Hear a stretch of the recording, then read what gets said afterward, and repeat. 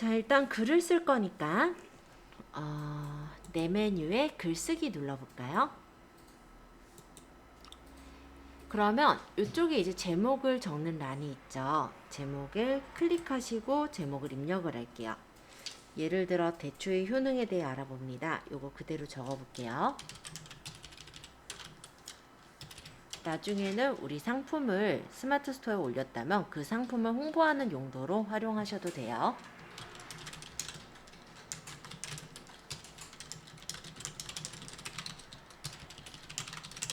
보통 우리가 블로그에다가 글을 쓸 때 제목 부분에는 키워드가 들어가도록 해주셔야 돼요. 예를 들어 여기서는 그냥 예제 문장이긴 하지만 대추의 효능이라는 게 하나의 키워드가 되겠죠. 그쵸? 그리고 이 밑에다가 내용을 적는 걸 보면은 본문 내용이 대추의 효능은 대추를 보고도 안 먹으면 늙는다는 속설이 있을 정도로 익히 알려져 있다 라고 적었는데, 이 내용을 보시면 이 대추의 효능이라는 키워드가 여기도 들어가죠. 대추의 효능. 그리고 대추라는 단어도 들어가고요. 그죠? 이런 식으로 본문에 일단은 우리가 제목에 키워드가 들어간 거는 본문에도 키워드가 들어가도록 해주셔야 됩니다. 자, 일단 간단하게 내용을 적었고요. 사진을 넣어볼 건데요. 사진을 넣을 때는 위쪽에 여기 사진이라는 부분을 눌러주시면 돼요. 화면 조금 확대해 보이면 여기. 그러면 사진을 업로드할 사진을 고를 수 있게 뜨는데요. 저희 간단하게는 문서에 저번에 받아놓은 쓱싹 그 스마트 스토어 있었죠? 여기에 있는 사진들을 그냥 활용할게요. 자, 여기 건강 1이라는 사진을 선택하고 열기 하면은 이 사진이 이렇게 들어가게 되는 거예요. 업로드 준비 중이라 뜨니까 좀 보면 이렇게. 스마트 스토어 올리는 거랑 똑같죠? 자, 여기 클릭하시고 또 글 적어보죠. 대추의 효능은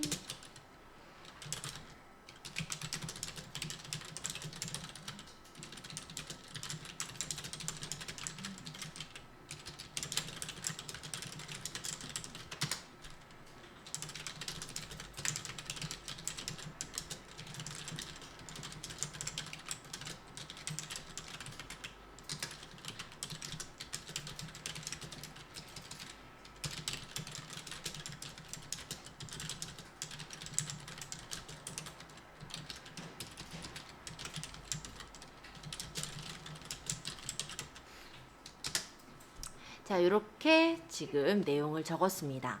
이 내용에도 아까 말씀드렸던 것과 같이 대추의 효능이라는 키워드가 들어가 있는 거 보이고요. 그리고 그에 맞는 효능들이 적혀 있어요.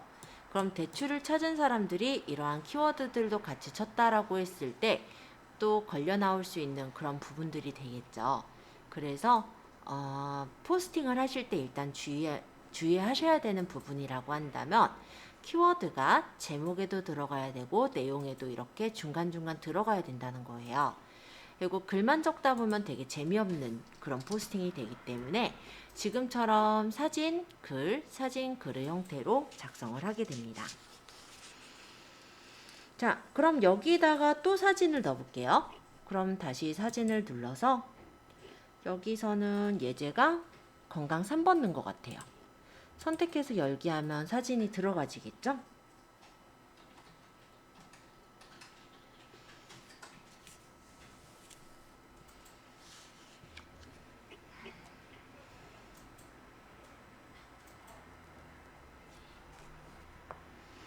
다 되셨다면 오른쪽 위에 발행을 눌러서 발행을 해주시면 되고요.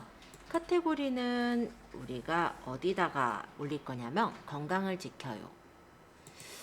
이렇게 선택을 하시고 발행 설정은 댓글 공감 허용으로 놓으신 후에 태그 편집 부분에 간단히 태그를 적죠. 건강 엔터, 대추 엔터 이런 식으로 태그는 최대 30개까지 입력이 가능합니다. 작성한 후에는 발행까지 눌러보세요. 사진을 넣는 것 중에서는 제일 먼저 넣은 사진이 기본적으로는 대표 사진이 되어 있어요. 하지만 내가 이 사진이 대표 사진이었으면 한다 라고 하면은 해당 사진 위에 마우스를 올려두시면 대표라고 이렇게 보이죠. 이 부분을 눌러서 대표 사진을 얘로 바꿔놓는 것도 가능합니다. 대표 사진이라는 건 뭐냐면 블로그를 누군가가 찾아보았을 때 제일 처음에 보이는 사진을 대표 사진이라고 하는데요. 예를 들어서 네이버에다가 똑같이 제가 대출 효능을 적어보면 사람들이 올린 그 블로그의 내용이 보이잖아요. 이 앞에 있는 이 사진을 대표 사진이라고 해요. 그래서 나중에는 여기 사진들 올린 것 중에 제일 좀 잘 예쁘게 나온 사진을 대표 사진으로 만들어서 올려주시면 좋을 것 같아요. 지금은 연습이니까 바로 발행해서 올려보시면은 이렇게 발행돼서 나온 걸 확인할 수가 있을 겁니다. 어렵지 않죠? 요거 올려보고 나서는 콜라주 형식으로 사진을 활용해서 글도 써볼게요. 사진을 이렇게 넣는 것도 좋지만 좀 단조롭죠. 그래서 좀 더 디자인을 꾸며놓은 콜라주 형식의 사진을 한번 활용해 보겠습니다. 자, 또 한번 글을 적을 거니까 위에 내 메뉴에 글쓰기 한번 더 눌러주세요. 내 메뉴에 글쓰기. 그리고 여기 제목에다가 제주 금오름에 가다 라고 적을까요? 제주 금오름에 가다. 그리고 아까 이 제목을 그냥 작성하고 넘어갔지만 이번에는 이 제목 부분을 조금 꾸미고 싶어요. 그래서 여기 사진 부분, 요거 그림 모양을 눌러주세요. 그러면 여기에 이제 조금 예쁘게 디자인을 꾸며주시는 것도 가능해요. 이 예제에서는 요걸 꾸미진 않았네. 그럼 얘도 넘어갈게요. 나중에 넣어보도록 하고 이 밑에서 해보죠. 클릭하면 여기 밑에 내용을 클릭하시면 플러스 표시가 뜨는데 여기를 눌러서 사진을 누르셔도 되고 옆에 사진을 그냥 누르셔도 됩니다. 업로드할 사진은 여행 2번을 넣은 것 같아요. 그래서 선택하고 열기를 해볼게요. 그러면 사진이 삽입이 됐을 거고 아래에다 글을 적도록 하겠습니다.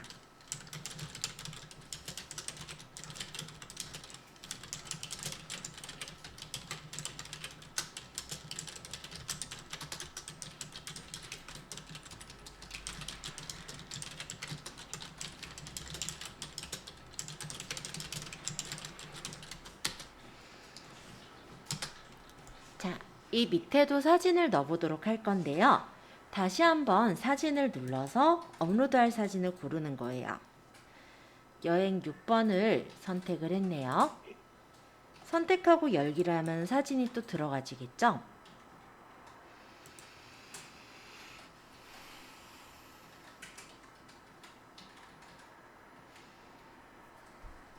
사진이 들어갔을 때 사진을 클릭하시면 가장자리 이렇게 크기 조절 상자가 보입니다. 여기서 끌어서 사진의 크기를 직접적으로 조절이 가능해요.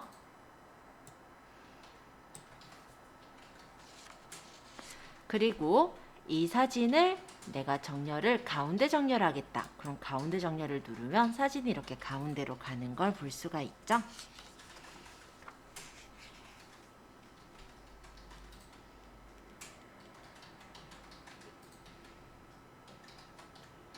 자, 아래다가 또 글씨를 적을 거니까 클릭하고 적어볼까요? 그러면 커서가 생겼고 많이 오면 분하고 어떤 곳이 지금은 메말라 흔적만 남아있다. 오름을 다시 오르면 제주 평야의 전경이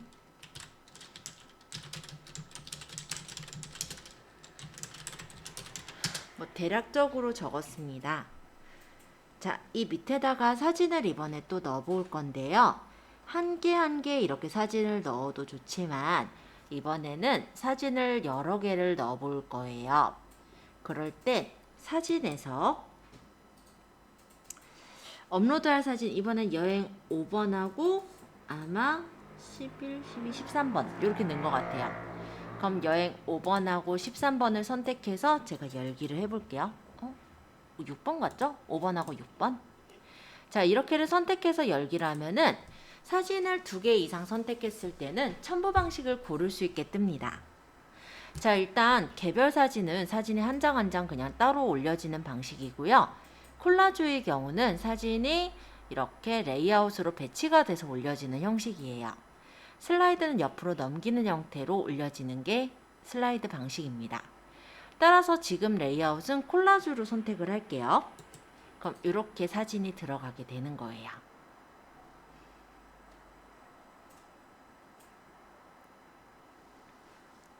업로드 준비 중이니까 조금 기다려 볼게요.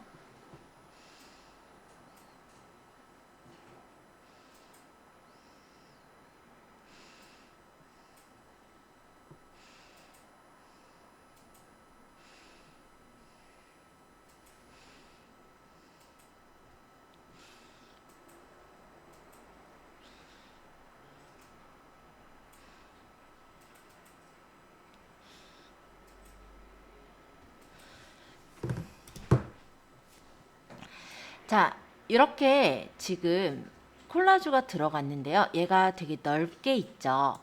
얘를 선택해 보면 요게 뭐냐면 요건 이제 문서 너비에 맞춰서 좁혀서 나타내 주는 거, 얘는 문서보다 옆으로 더 트여서 나타내 주는 거예요. 그래서 이렇게 모양을 맞춰 보았습니다.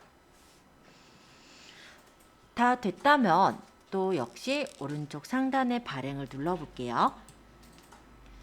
카테고리는 여기서는 여행을 떠나요로 맞췄어요.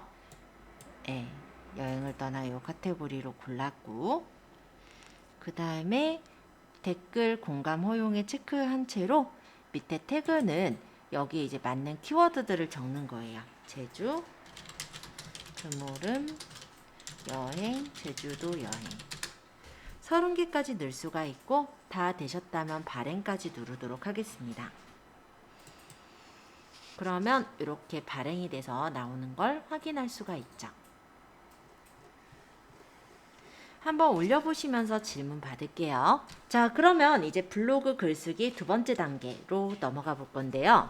블로그의 대부분은 글과 사진으로 구성이 되어 있지만 중간중간에는 동영상도 넣고 있고요. 유튜브에 링크도 넣고 있고, 더 말씀드리면 동영상을 짤막한 움짤로 만들어서도 올리고 있는 상황이에요. 그래서 그런 내용들도 좀 연습은 좀 해두시는 게 좋겠죠. 일단은 블로그 글쓰기 2번째 단계에서는 동영상을 삽입해서 글 쓰는 것과 링크를 복사해서 넣는 것, 이런 것들을 배울 거예요. 자, 63페이지 볼게요. 다시 글을 쓸 거니까 위에 내 메뉴에서 글쓰기 누르도록 하겠습니다. 그러면 다시 글을 적는 에디터 창으로 넘어왔고요. 제목에 클릭하시고 글을 적을게요. 겨울바다에 취하다.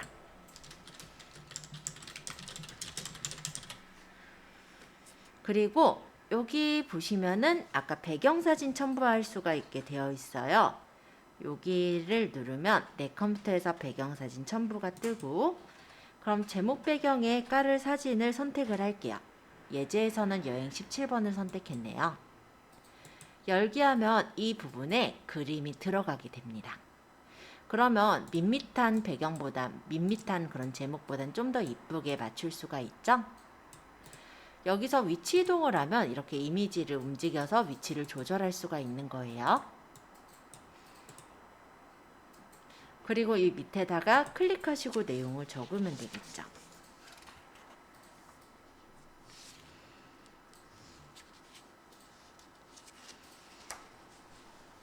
자, 내용에는 스티커를 한번 넣어볼 건데요. 우리가 글하고 사진만 적다 보면 되게 단조롭게 느껴질 수가 있어요. 그래서 중간중간에 꾸미는 요소로 스티커를 활용하기도 합니다. 한번 스티커를 눌러보시면 옆에 여러가지 스티커들이 보이는데, 요거는 챌린지로 제가 받은 스티커라면 여기서부터는 아마 여러분들도 있는 스티커일 거예요. 자, 여기 얘라고 뛰는 토끼, 요 스티커를 넣어보니까 이렇게 방방 뛰는 토끼가 들어갔죠. 자, 이 밑에다가는 동영상을 넣어볼게요.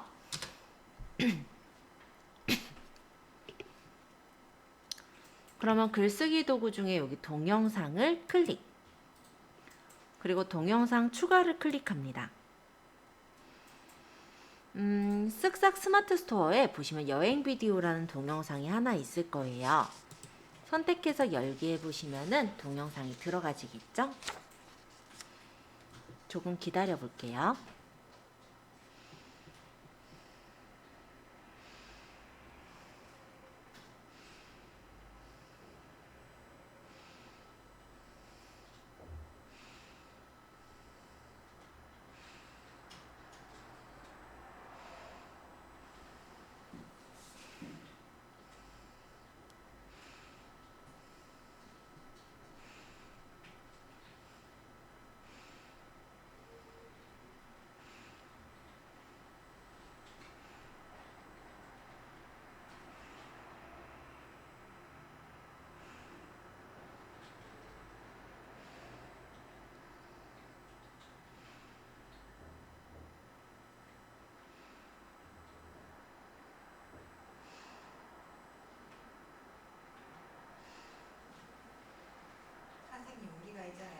네. 자, 비디오를 넣으면 이렇게 대표 이미지와 중간에 이렇게 클립의 영상들이 나와요. 그럼 여기서 내가 대표로 하고 싶은 이미지가 있다면 선택해서 눌러주시고, 제목은 필수사항이니까 입력해야 돼요. 책에서는 제주 함덕해수욕장이라고 적었네요. 정보와 태그 편집도 물론 가능한 적어주시면 좋겠지만 예제에서는 넘어갔으니까 저도 완료 누를게요. 자, 영상을 올렸고 오른쪽 위에 발행을 눌러서 한번 발행해 보겠습니다. 카테고리는 여행을 떠나요를 골랐네요. 이거야 저번 시간에 여러분들 만들어 놓은 카테고리 중에 선택하시면 될 거라 참고로 보시면 되겠고요. 이렇게 해서 태그 편집은 여기서는 제주 함덕해수욕장 여행 이렇게 넣네요. 이런 식으로 해시태그를 게시글과 관련된 해시태그들을 적어주셔야 된다 정도로 보시면 되겠고요. 발행을 눌러서 이제 발행을 하시면 실제 제목 배경이 들어갔고 동영상도 들어가 있는 블로그 게시물을 보실 수가 있어요. 눌러보면 바로 동영상이 재생돼서 보이겠죠?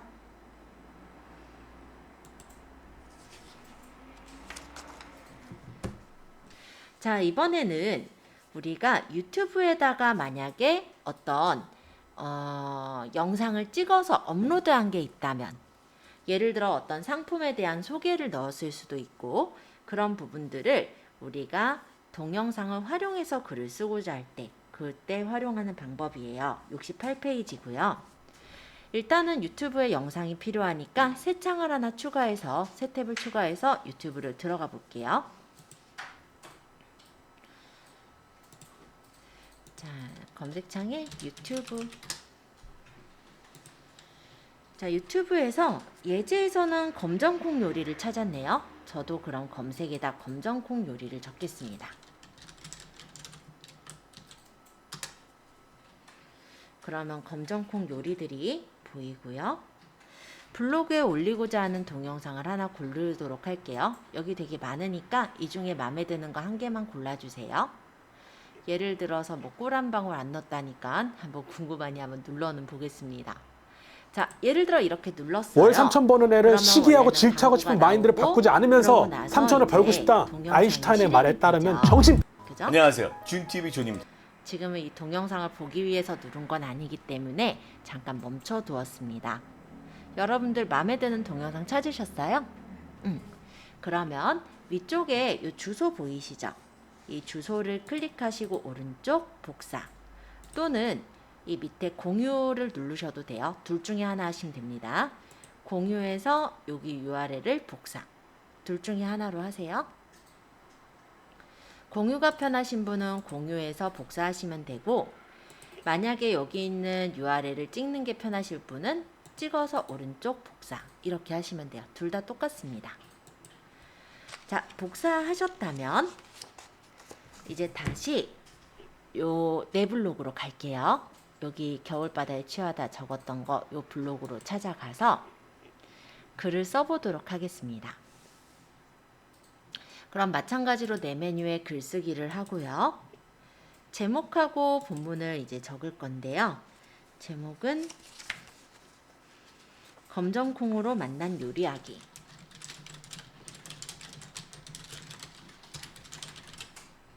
그러고 배경도 넣네요. 그림에 보니까. 그럼 내 컴퓨터에서 배경사진 첨부해서 검정콩 그림을 하나 열어올게요.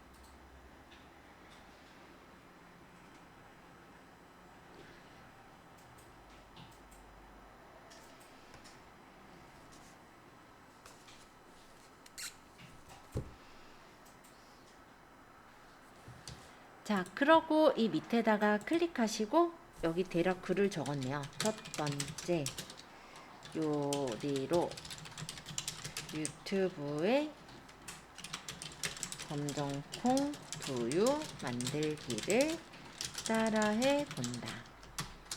자, 그리고 여기다 유튜브 영상을 넣을 건데요. 어떻게 넣냐면 요 위쪽에 링크라고 있어요. 이걸 누르고 조금 기다리시면 돼요. 그러고 확인하면은 이렇게 들어가집니다.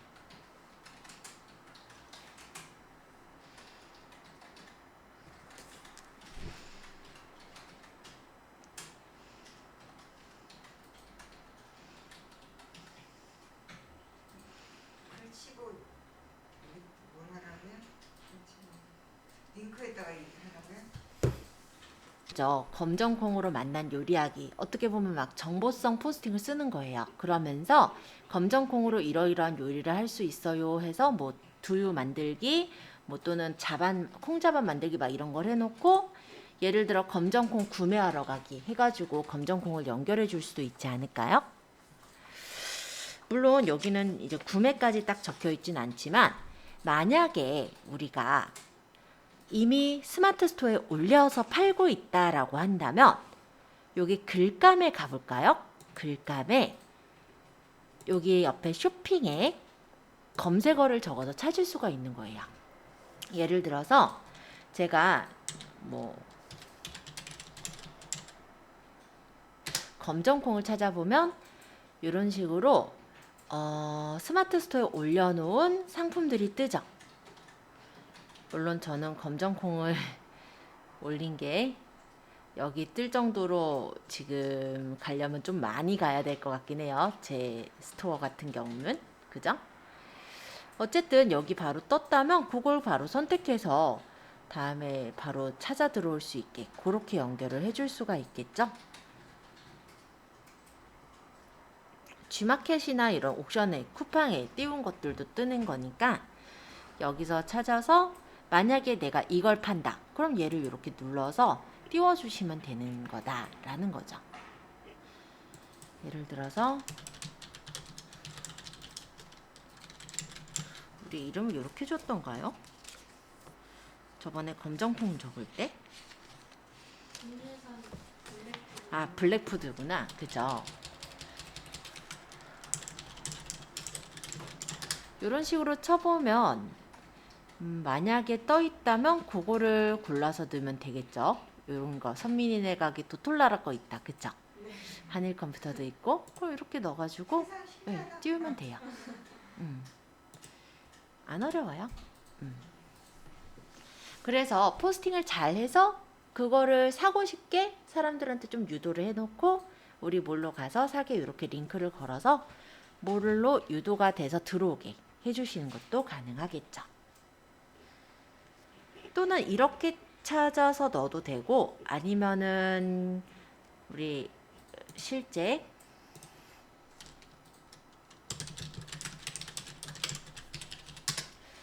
몰을 들어가서 여기서 파는 블랙푸드를 클릭해서 요 주소를 넣는 방법도 있긴 할 거예요.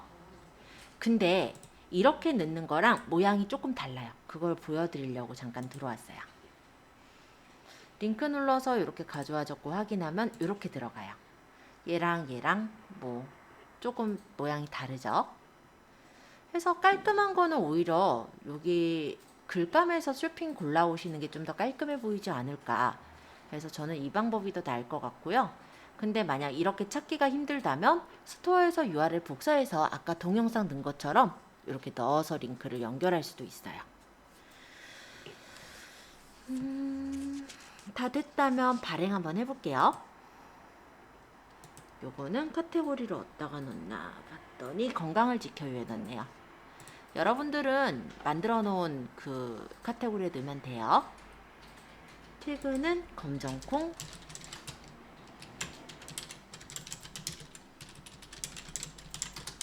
건강, 검정콩 요리, 검정콩 두유 이렇게 해서 발행 하면 발행이 돼서 여기 이렇게 유튜브 누르면 유튜브 영상이 안녕하세요. 이 줌TV 안에서 존입니다. 바로 보이고요. 오늘요 진짜로 그리고 여길 누르면 저희 몰에 가서 바로 검정콩을 살 수 있게 연결이 되는 걸 확인할 수가 있습니다.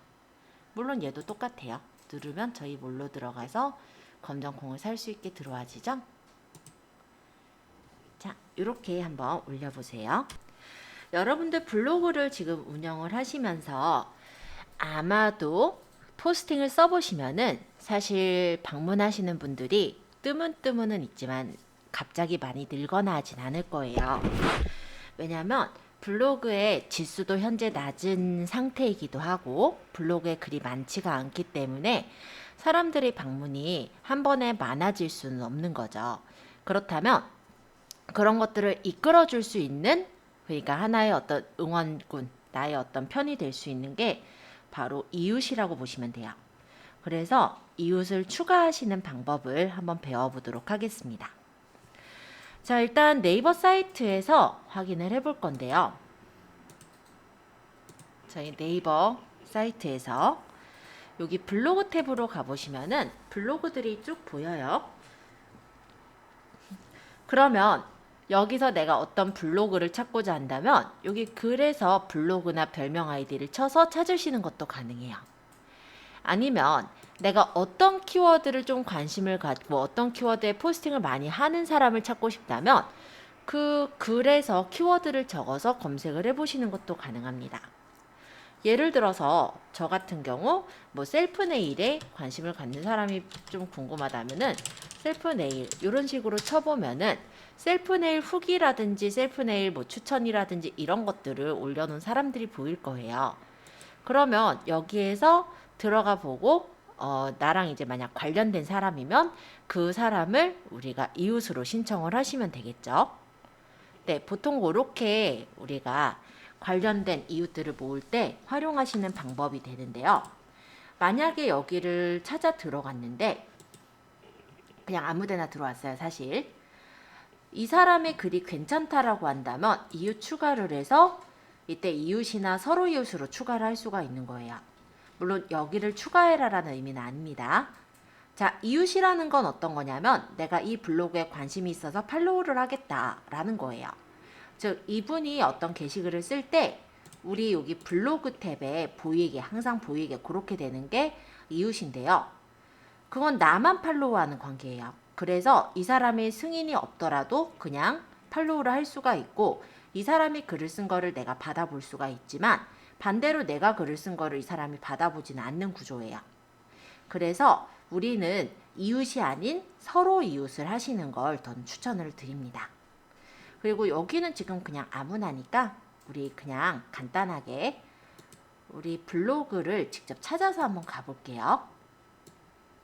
혹시 블로그 뭐라고 적으셨어요? 제목이 뭐예요? 제 제목이요? 네, 블로그 제목. 행복한 가게. 행복한 가게요. 가게. 이렇게 들어가 보니까 행복한 가게가 나오긴 하는데 여기 맞나요? 아니, 무지하게 많다. 어마어마하게 많은가 보네, 이 행복한 가게가. 그죠? 여기도 행복한 가게고 여기도 행복하고 여기도 행복해요.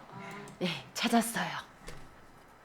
자, 그러면 우리 이웃 추가 한번 해보죠. 그럼 여기 이웃 추가를 눌러서 서로 이웃으로 추가를 할게요. 서로 이웃 추가합니다.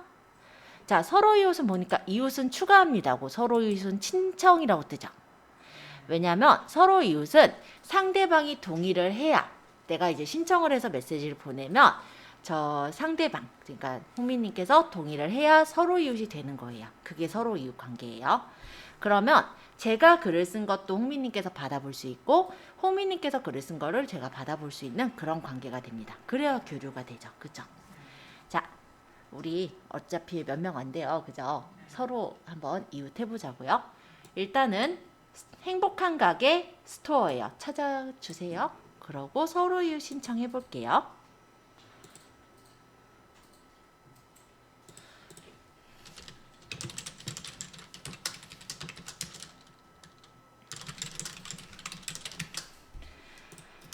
자, 적고 서로 이웃 신청을 했습니다. 닫기 누르면 신청이 완료가 됐고요. 신청만 된 거지 아직은 서로 이웃이 된 상태가 아니에요. 그러면 만약 홍미님께서 보셨을 때는 이제 서로 이웃 신청에 한 명 추가가 됐다라고 떴을 거예요. 어디 뜨냐면 블로그 탭 잠깐 가볼게요. 이 블로그 탭에 보면은 서로 이웃 신청해서 몇 건 이렇게 찍혀요.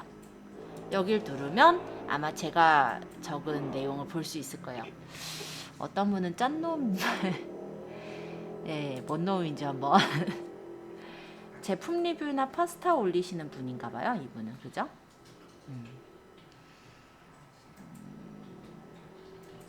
민지야, 근데 왜 이렇게 신청한 사람이 많았어요? 근데 그것도 몰랐네. 사과를 해야 된다. 정말요. 이게 무슨 일인지 몰라가지고. 그러면 수락을 해주시면 되는 거예요. 수락됐어요. 그러면 서로 이웃이 이제 수락이 됐다면 여기 행복한 가게가 저한테 들어왔죠. 이렇게. 최근 글은 2월 14일 날 오늘 쓰셨다고 하네요. 자, 그러면 블로그 이름이 어떻게 돼요? 밤토리 맞아요? 톨이에요? 톨이의 토리의 하루. 그러면 밤토리의 하루 일상. 밤토리가 하나, 둘, 셋, 넷. 세 번째예요. 네, 세 번째 밤토리라고 합니다. 여기 맞죠? 여기 한번 찾아서 또 서로 이웃도 신청해 보세요. 서로 이웃은 이웃 추가 눌러서 서로 이웃으로 추가하시면 돼요. 다음 하고 여기는 아마 제가 나눠 놓은 공간이라 그렇고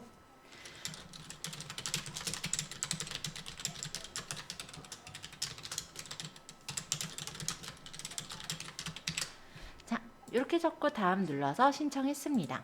그러면 마찬가지로 찬송님께서도 블로그로 가서 보시면 서로 이웃 신청에 신청글 나와 있을 거예요. 한번 눌러서 수락해 주세요. 자, 우리가 블로그 탭에 갔을 때 이웃색을 여기 보이죠? 어린 왕자도 있는데 겨울 나그네도 있는데 행복한 가게가 20분 전에 검정콩으로 만난 요리하기를 썼대요. 그러면 여기다가 제가 댓글을 바로 적어준다든지 요거 이제 내용 보고 앞치마도 있네요. 그죠? 그러면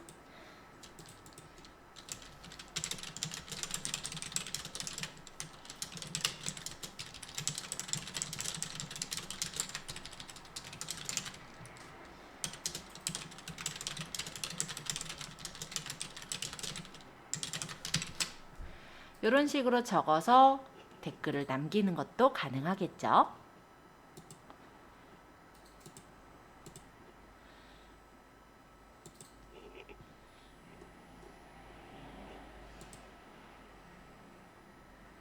그러면은 내 블로그에 이렇게 이웃을 많이 추가하면 방문이 잦아지겠네요. 그렇죠? 그렇죠. 유입이 더 잘 되겠네.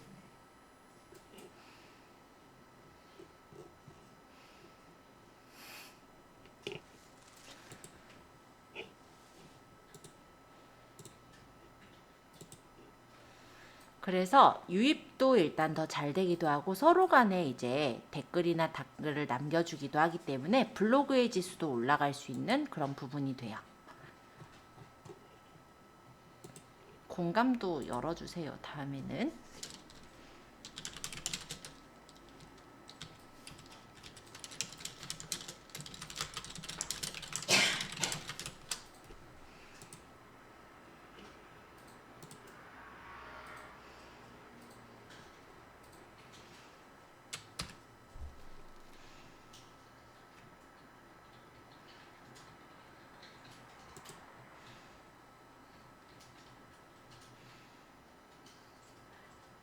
그러면 이런 식으로 공감을 누르거나 댓글을 적거나 이렇게 더 추가할 수가 있는 거예요.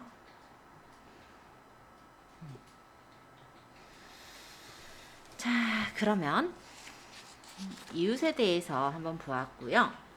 79페이지 한번 읽어볼게요.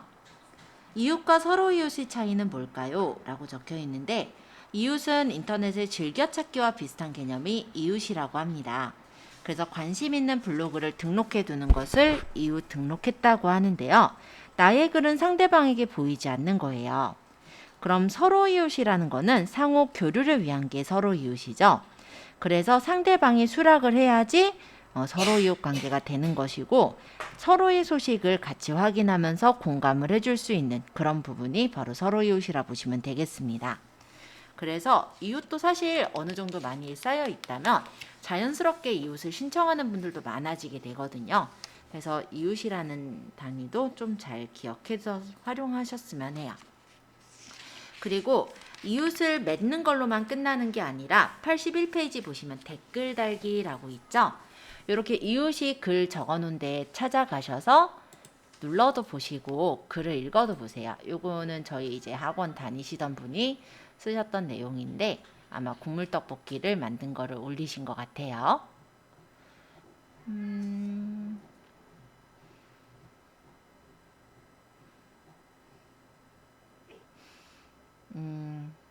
띄어서 쓰셔야 되는데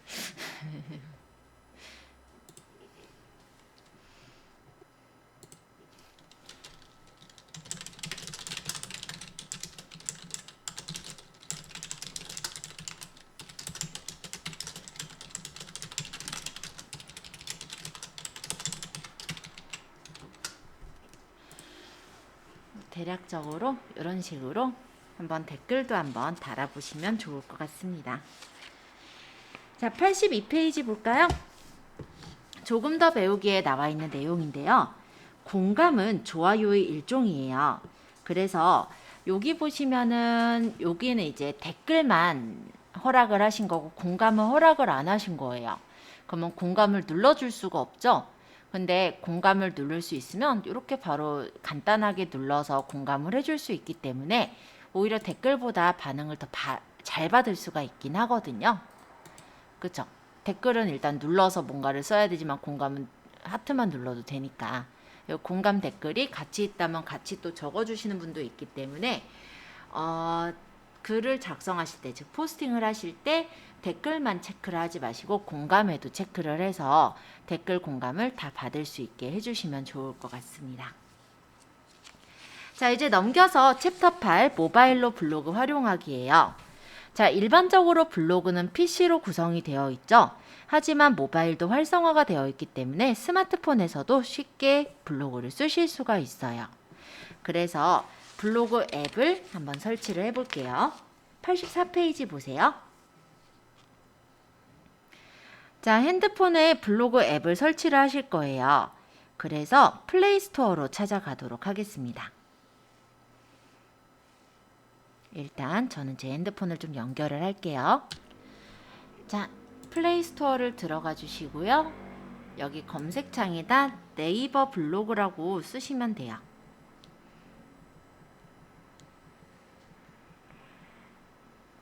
그러면 네이버 블로그를 설치하실 수가 있어요. 저는 설치를 해놨어서 열기를 누를게요.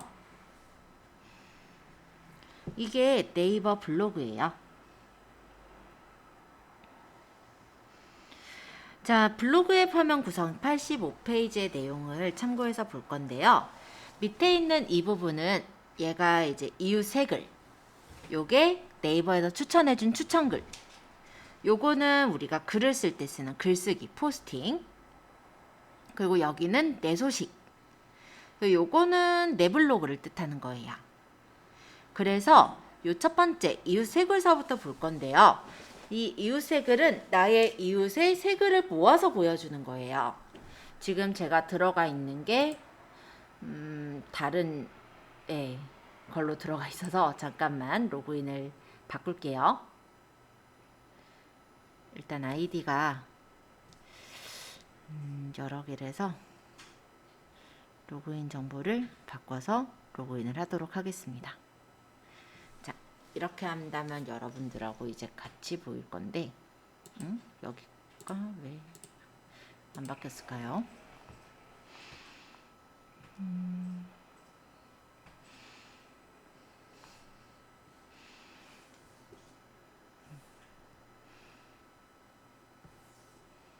네.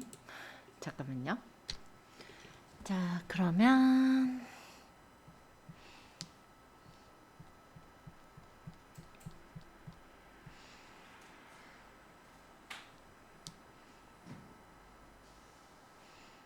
네이버 블로그 어플로 한번 가볼게요. 네이버 블로그. 네. 자, 여기 있는 요 첫 번째 화면이 바로 이웃 새 글이라고 합니다. 그래서 나의 이웃들의 글을 모아서 보여주는 곳이고요. 요 위쪽에 있는 이 부분은 모먼트라고 하는데, 간단히 말하면 페이스북의 스토리나 아니면 인스타그램의 스토리랑 좀 비슷한 거라고 생각하시면 돼요. 뭐 유튜브를 기준으로 하면 쇼츠랑 좀 비슷하다고 보셔도 되겠죠. 그래서 짤막한 어떤 사진이나 이런 것들로 꾸며서 이렇게 위쪽에 만들어 놓은 거를 모먼트라고 하는데요. 이 모먼트 자체가 그렇게 아직까지는 많이 쓰여지고 있지는 않아요. 그래서 모바일에서, 그러니까 네이버가 간단하게 인스타그램의 스토리를 따라잡기 용으로 만들어 놓은 게 모먼트다 정도로 보시면 되겠고, 모먼트를 여기에선 직접 만드실 수가 있어요. 눌러서 선택을 하시면, 만들기를 누르면 직접 사진을 찍거나 앨범에 있는 사진들을 선택해서 모먼트를 만드는 게 가능한데요. 내가 예를 들어서 올릴 사진이 있으면 이렇게 선택하고 확인을 누르면 로딩 중입니다 이렇게 뜨죠. 그래서 이거를 이제 뭐 타입 툴로 뭐 글씨를 적는다든지,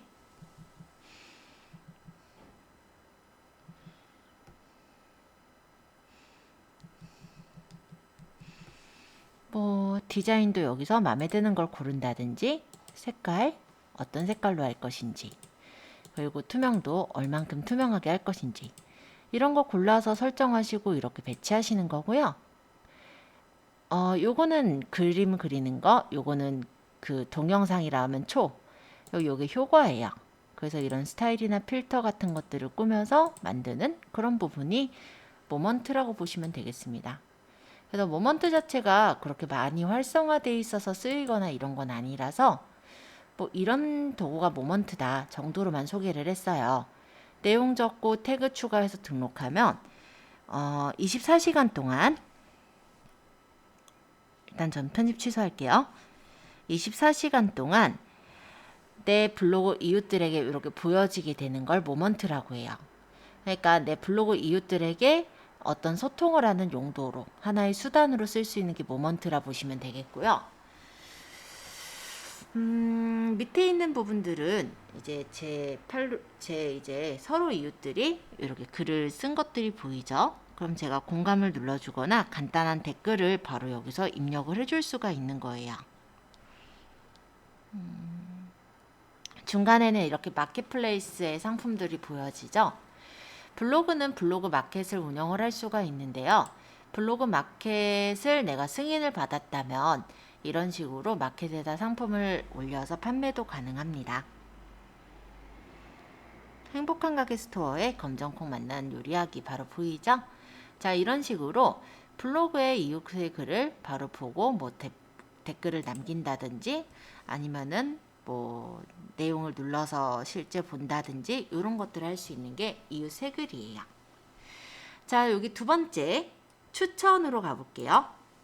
이 추천은 네이버에서 추천하는 블로그 글을 주제별로 보여주는 거예요. 그래서 여기서는 이제 블로그 추천 글들을 보는데, 관심 주제를 정해서 내가 원하는 주제에 대한 내용만 받아보는 것도 가능합니다. 자, 요거는 뭐냐면 직접 이제 글을 쓸 때 들어가는 글쓰기 메뉴예요. 여기 눌러보면 아까처럼 제목하고 내용 적는 데가 있죠? 그렇게 해서 글을 쓸 수 있게 이렇게 되어 있고요. 좀 이따 다시 설명드리고, 여기 종 모양은 알림을 뜻해요. 그래서 내 소식인데 내 블로그에 달린 공감이나 댓글을 이렇게 확인할 수가 있어요.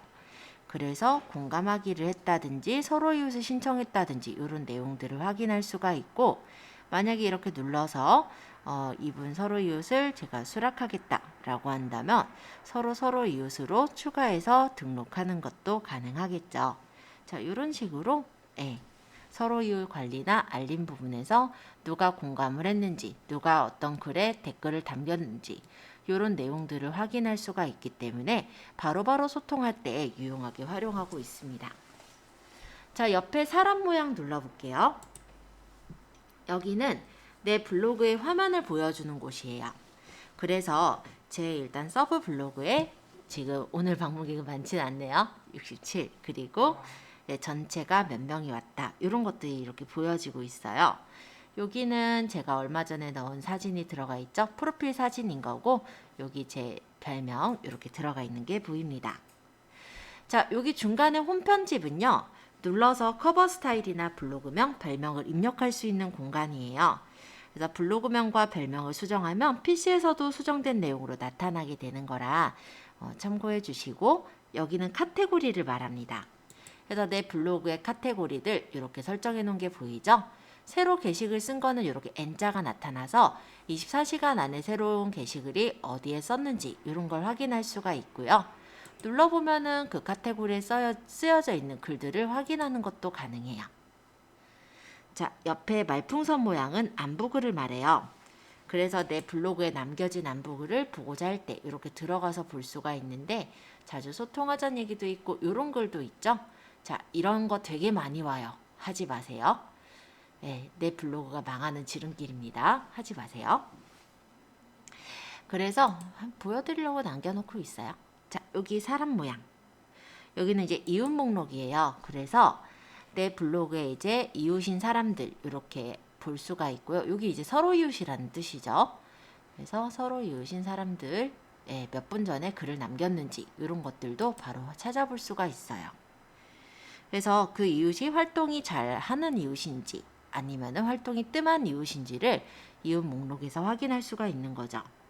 그리고 옆에 요거 통계같이 생겼죠? 바로 통계인데요. 조회수나 방문횟수 순위를 일별로 확인할 수가 있습니다. 그래서 저의 조회수들 보니까 보통 한 100건 정도 오다가 안 쓰니까 이래요. 원래. 포스팅을 좀 자주 쓰면 또 많이 순위가 올라가고 이렇게 들어가곤 합니다.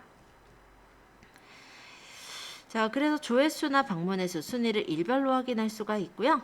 그리고 메뉴라는 부분은 어디 있냐면 여기 석삼장, 여기 이제 메뉴라고 보시면 되는데, 여기는 이제 블로그 관리에 대한 모든 그런 메뉴들이 들어있고, 밑으로 내려보면은 로그인 정보를 이렇게 바꿀 수도 있어요. 저 아까 보시면 로그인 할 때 여러 개 아이디에서 바꿔서 이렇게 관리를 하고 있거든요. 그래서 모바일에서도 여러 개 아이디로 관리를 할 수가 있더라. 이런 것도 알아두시면 괜찮을 것 같습니다. 자, 여기 중간에 보니까 저는 이런 게 연결되어 있네요. 여기를 누르면 저희 학원 홈페이지로 넘어가지고요.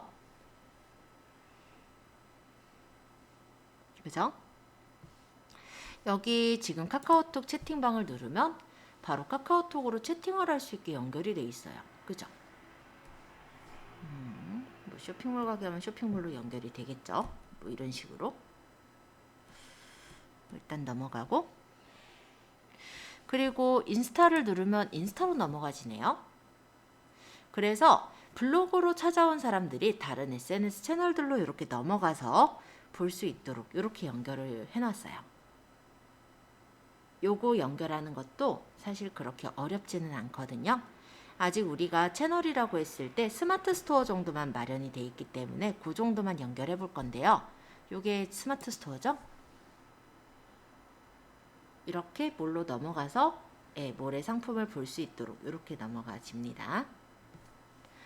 자, 이런 걸 어디서 하느냐? 바로 홈 편집에서 하는 거예요. 홈 편집 한번 눌러볼까요? 홈 편집을 누르면 이런 식으로 창이 뜹니다.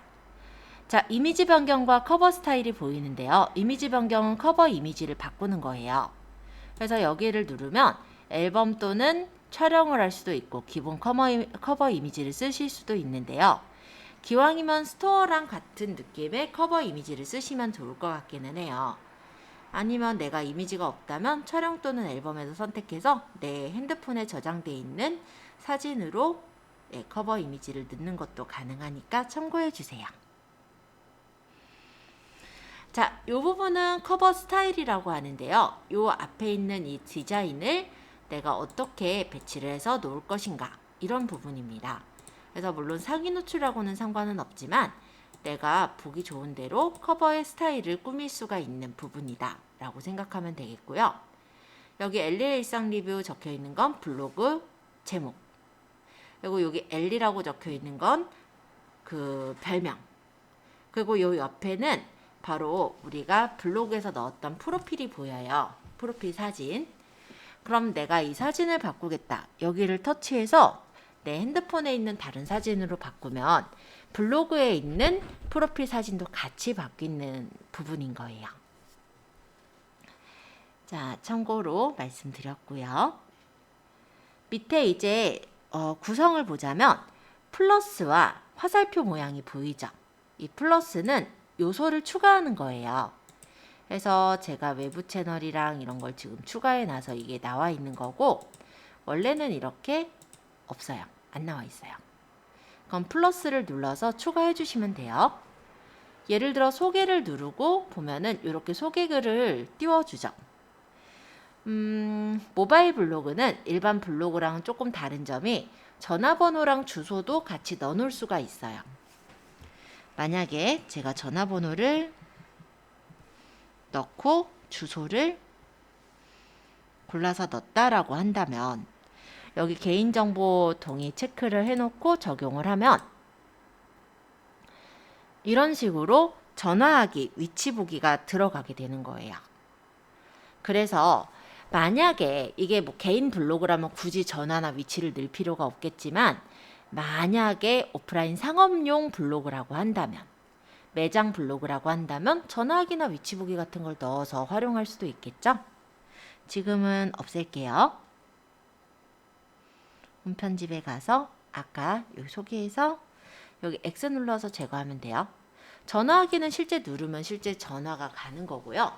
위치 보기는 실제 누르면 내비게이션으로 연결이 되는 거예요.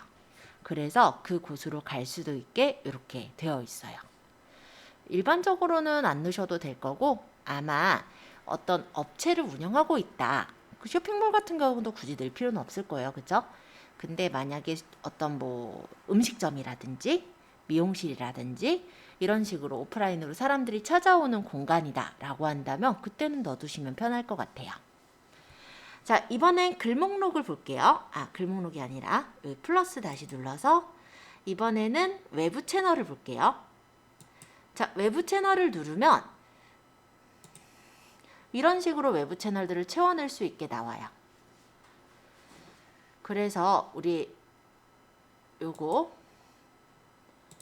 스토어팜을 연결하는 걸 한번 해볼게요. 제가 스토어팜을 일부러 없앴거든요. 우리 요거 만들어 놨으니까 연결해 보려고요. 여러분들 핸드폰에 스마트 스토어 다 설치해 두셨었죠? 자, 어떻게 갈 거냐면 우리 주소를 모르잖아요. 타이핑을 하려면.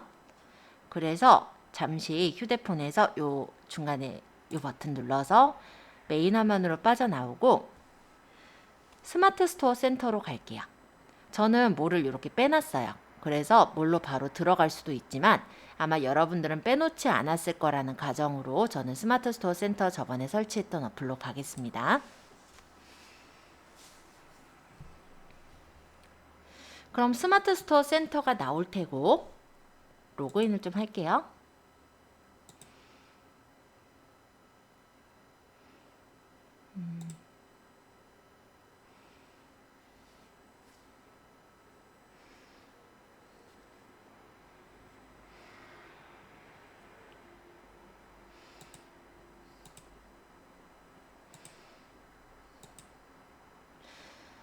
자, 여기 석삼자를 눌러보면 쇼핑몰을 찾아갈 수가 있거든요.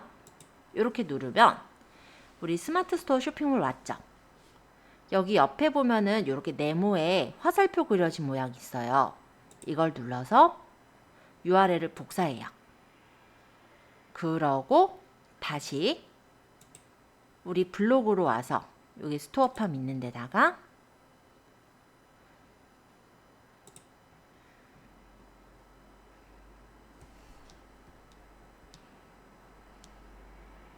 외부 채널 여기 스토어팜 있는 데다가 아까 URL을 꾹 눌러서 붙여넣기 해서 확인하시면 돼요. 그러면 스토어팜의 주소를 내가 외우고 있지 않더라도 이렇게 연결해서 쓸 수가 있는 거예요. 한번 연결해 보세요. 어차피 우리 몰도 있으니까. 그럼 블로그에 모바일 블로그를 찾아 들어온 사람들이 혹시라도 스마트 스토어를 눌러서 들어올 확률도 또 생기겠죠? 자, 요거 하시고,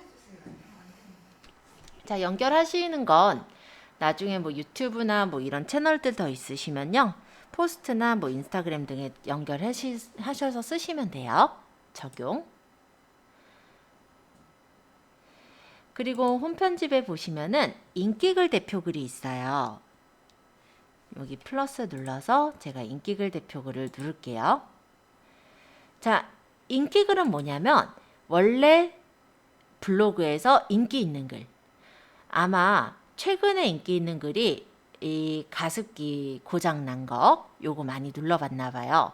그 다음에 노원역의 라멘집을 눌러봤는데 여기 망했는지 그대로 있는지 모르겠네요. 근데 어쨌든 사람들이 제 블로그에서 주로 본 것들을 이렇게 인기글이라고 배치를 한 거고요. 제가 배치한 게 아니라 인기글은 네이버에서 배치를 해주는 거예요. 근데 내가 팔고 싶은 어떤 상품은 대표글로 내가 따로 올릴 수가 있어요.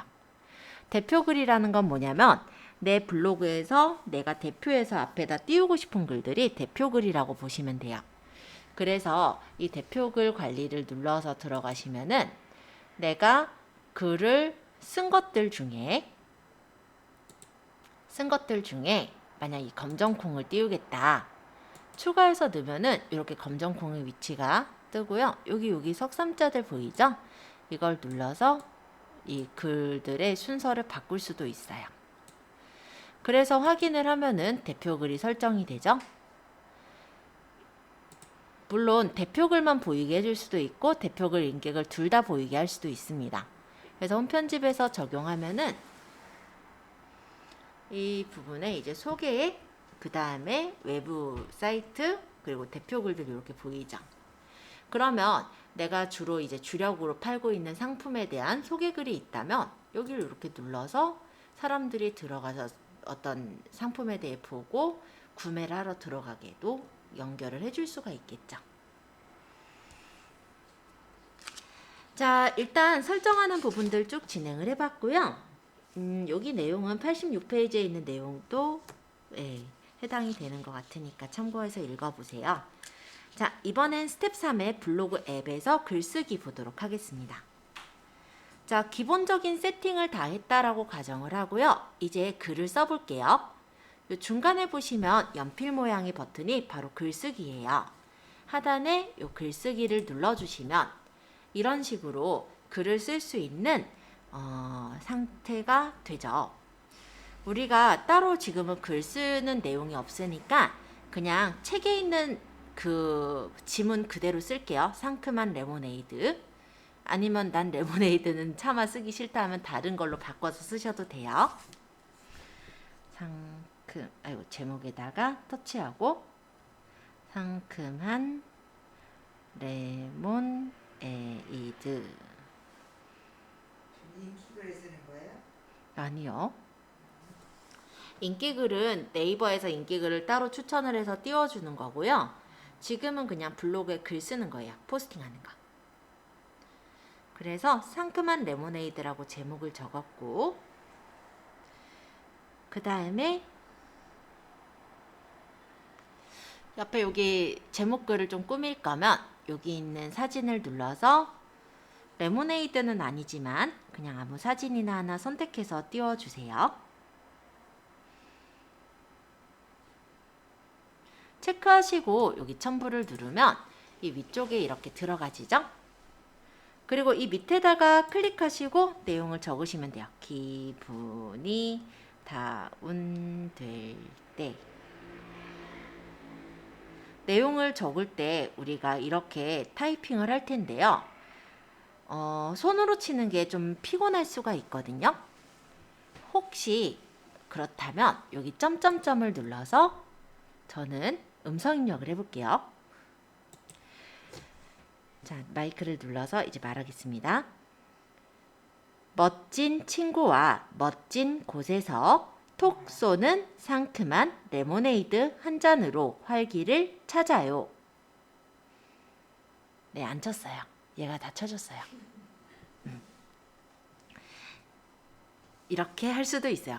손 아프면. 네, 글 쓰다 보면 솔직히 타이핑을 하는 게 아니라 핸드폰으로 쓰려면 손이 좀 피곤하긴 하잖아요. 그러면 이렇게 말로도 쓸 수가 있더라. 한번 좀 신기하죠? 한번 써보시면 좋을 것 같아요. 직접 타이핑을 해보셔도 되고 아니면 지금 제가 한 것처럼 뭐 아무 말이나 해가지고 써보셔도 좋죠. 잠깐 글씨 써보실 시간 2분 정도 드리고 마저 설명하고 요거 발행까지 해볼 거거든요. 오늘 발행하고 우리 단톡방 어차피 있잖아요. 단톡방에다가 게시글 내보내는 것까지 해보는 걸 오늘 목표로 할 거예요. 요거 그림을 넣을 때 이 그림을 여기 보시면 얘가 편집이에요. 여기 눌러서 자르기 회전으로 필요 없는 부분을 잘라내는 거예요. 아까처럼 좌우로 왔다 갔다는 안 되고 이렇게 필요 없는 부분을 잘라서 그 부분이 보이게 맞춰주시는 건 돼요. 자, 계속 해볼게요. 자, 여기다가는 사진을 넣을 거거든요. 그러면 요거 누르시면 되죠. 사진. 그리고 사진을 고르시면 돼요. 마음에 드는 사진을 선택해서 골라주시면 되겠죠. 한 장 고를 거면 한 장, 여러 장 고를 거면 여러 장 하고 첨부하시면은 사진이 들어가집니다. 여기서는 설명은 없는데요. 제가 하나만 더 얘기할게요. 여러분들 중에 동영상처럼 음자를 넣고 싶다 이런 경우가 있죠. 일부러 요거 제가 얼마 전에 산 상품인데요.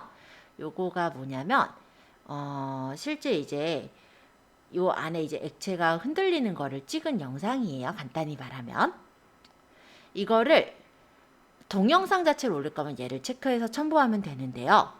음짤로 만들어서 올리실 거면 그냥 GIF를 눌러요.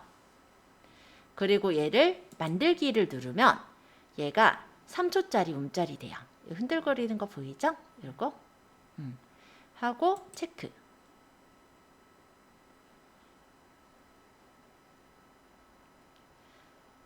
해서 뭐 배속이나 방향 설정해서 뭐 정방향 말고 대감기 하면 계속 흔들고 있겠죠. 얘가 이렇게 하고 체크하면은 이거 자체가 이제 움직이는 짤방 사진, 움직이는 그림이 돼서 블로그에 들어가져요. 그래서 이 부분도 좀 재밌게 활용하실 수 있지 않을까 싶어요.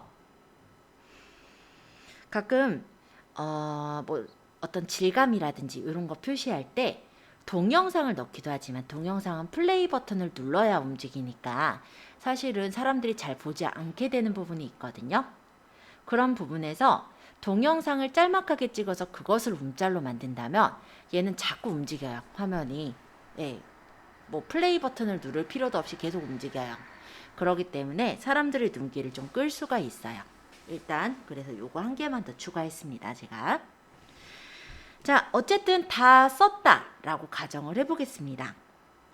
그러면 이제 이 위쪽에 요 일상을 누려요 라는 게 카테고리인데요.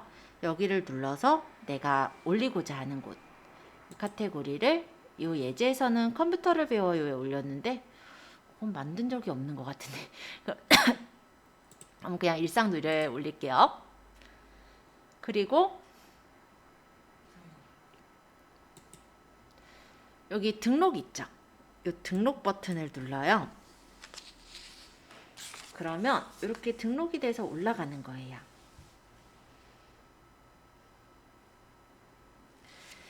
자, 그러면 이렇게 지금 올라간 거에 지금 얘가 음짤이죠. 이런 식으로 계속 흔들리는 거 보이죠?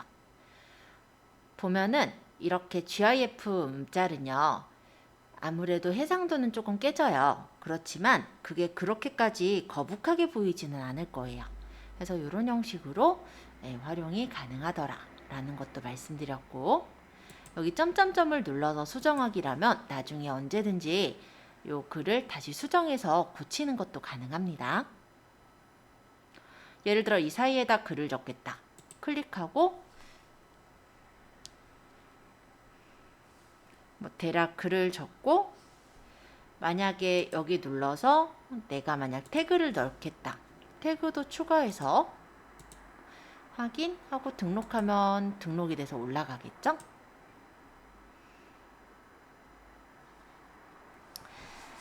자, 올리시는 방법 그리 어렵진 않으셨을 거고요. 이제 이 올린 블로그 글, 뭐 오늘 올린 거 중에 어떤 거든 상관은 없는데 그냥 지금 그냥 대충 쓴 걸로 하면 될 것 같아요. 여기 옆에 보시면은 점점점 보이시죠? 원래는 책에서는 요 밑에 내보내기를 설명을 했어요. 근데 이 내보내기는 약간 단점이 있다면 블로그 앱이, 그러니까 네이버 앱이 설치된 사람들한테만 보여요. 네이버 앱을 그래도 많이 설치는 하셨겠지만 설치 안 하신 분한테는 네이버 앱을 설치를 하셔야 볼 수 있다고 뜨거든요. 그래서 저희는 요걸로 하지 않고 요 옆에 점점점으로 할게요. 요 점점점을 눌러서 URL 복사를 하시면 URL이 복사가 될 거고요. 이거를 저희 톡방에다가 한번 올려볼까요? 카카오톡 톡방에다가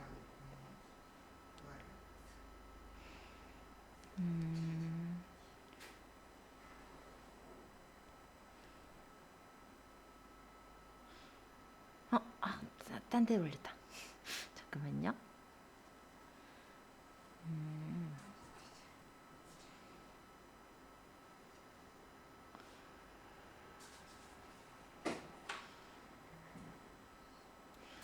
이게 방이 여러 개다 보니까 헷갈리는데.